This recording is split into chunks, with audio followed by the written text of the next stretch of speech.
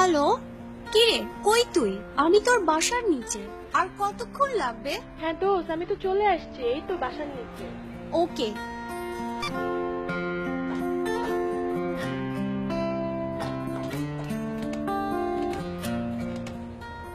দোস্ত, এত বুড়া রিক্সাওয়ালা নিছিস কেন? যাইতে যাইতে সারাদিন লাগাই দিবে। আচ্ছা পাচ্ছিলাম না, কি করব? যা পাইছি তাই জানতো মামা।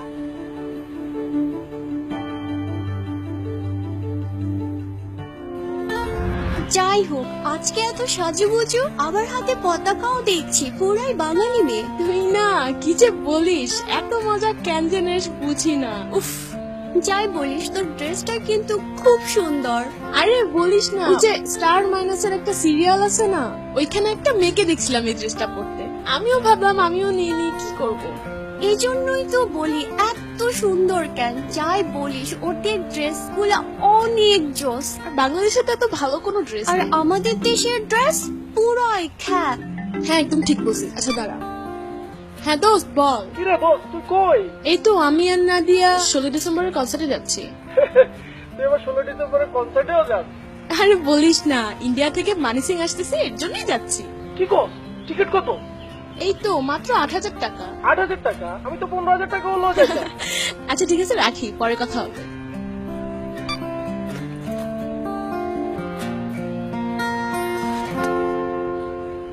ইস, পতাকাটা পড়ে গেল রে। আচ্ছা বাদ দে। আরে রিক্সা থামাইছেন কেন? পতাকাটা আনতে। কই যান আপনি?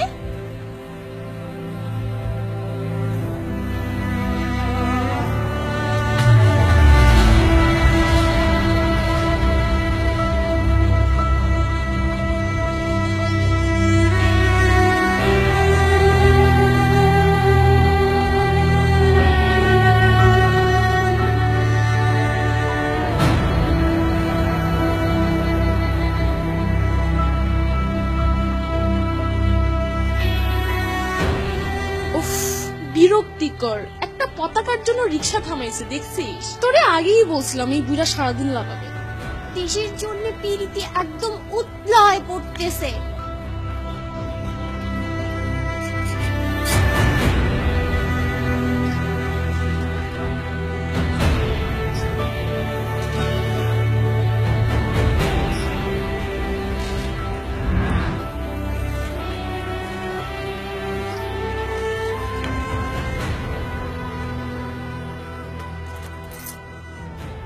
এই তো 20 টাকা, ভাড়া তো 30 টাকা।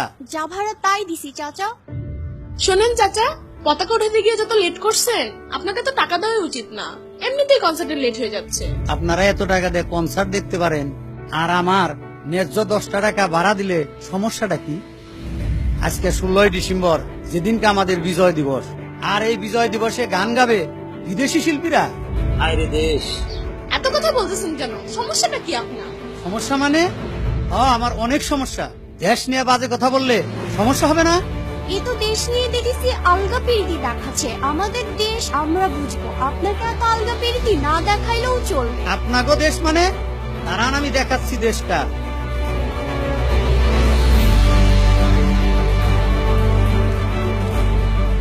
এটা কি দেখছেন?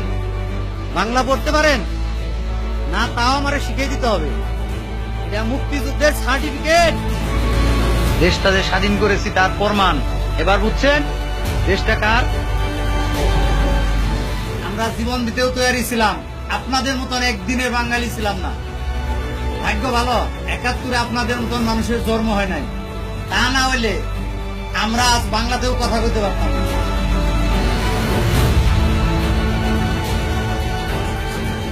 এই পতাকারে সম্মান করতে শিখুন।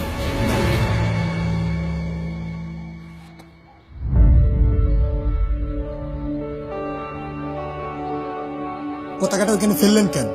আপনাকে না চাচা বললো পতাকাটাকে সম্মান করতে? ভালোই ভালোই পতাকাটা উঠান।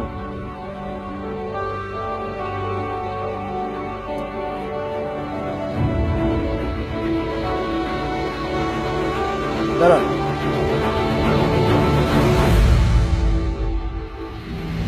আপনাকে পতাকাটা তুলতে বলেছি, ওখান থেকে নিয়ে যেতে বলিনি।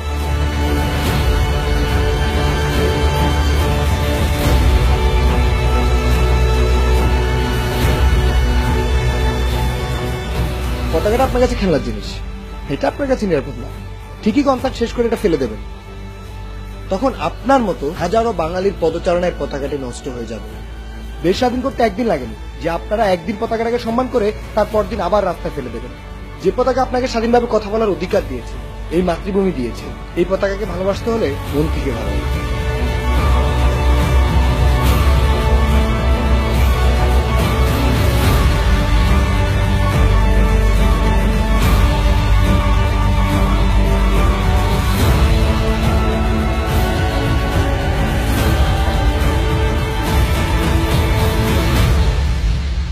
একাত্তরে ট্রিগারে রাখা হাতগুলোই আজ রিক্সা চালাচ্ছে।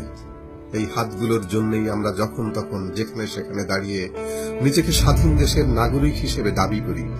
দেশ আজ অনেক বড় হয়েছে, অনেক আধুনিক, এতটাই আধুনিক যে পতাকার কাপড়টাও আজ আমাদের কাছে সাধারণ কাপড়ের মতোই।